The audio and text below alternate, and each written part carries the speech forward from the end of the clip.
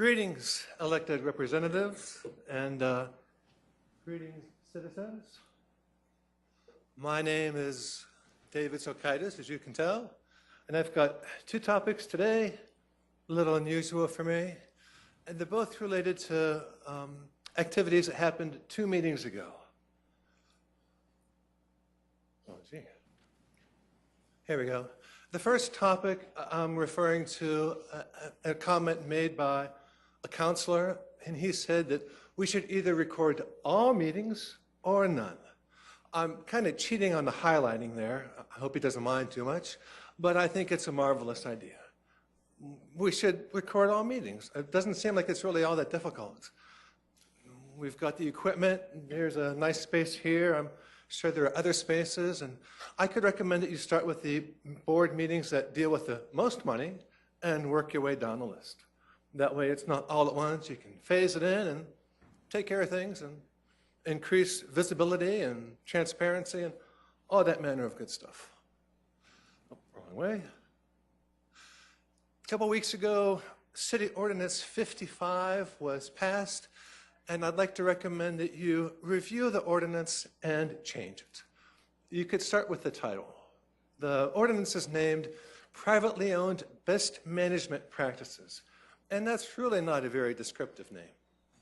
Best management practices can be applied to anything.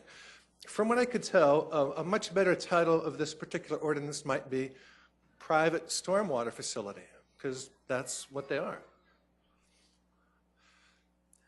Lots of problems with this particular ordinance. There's some constitutionality questions, actually quite a large series of those. There's part of it says that there's a reasonable time limit for the correction not to exceed 90 days. Well, how long is this reasonable time limit? It's not specified. That is unconstitutionally vague. That violates due process. The penalty for this problem is amazing.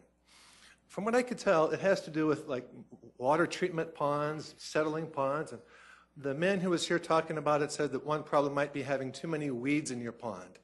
The penalty for this is $100 a day per ordinance 48999. For having weeds in your pond, $100 a day, and that's for the first violation. The third violation, it's $300 a day.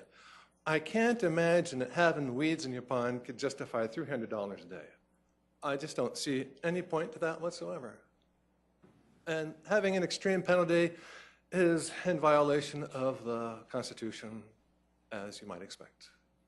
There's also problems with multiple jeopardy. The last line there comes right from the Constitution, nor shall any person be subject for the same offense to be twice put in jeopardy of life or limb. Well, this ordinance allows you to be put in jeopardy multiple times.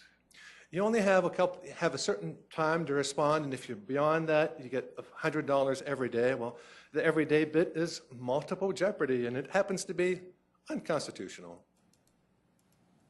And then there's problems with violation of privacy. The ordinance says that the government shall have the right to enter the premises.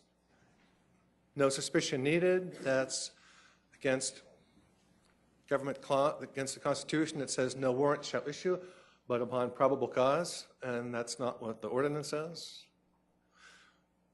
If you've done a little bit of legal research, you'll notice that there are administrative warrants and criminal warrants, and they're supposed to be different. With an administrative warrant, it's supposed to be for building code violations. You don't need suspicion. Criminal warrants, you better have suspicion. But the problem we have in this country is that if they enter your place on an administrative warrant and find cause for a criminal warrant, they'll come back with a criminal warrant. So effectively, an administrative warrant is a euphemism for any kind of warrant they want after they're there.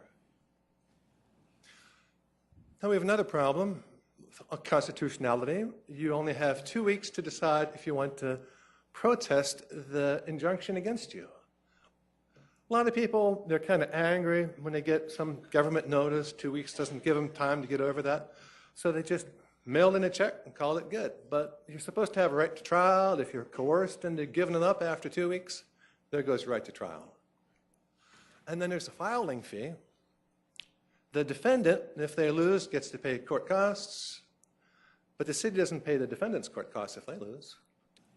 David, thank you very much, sir. Appreciate it.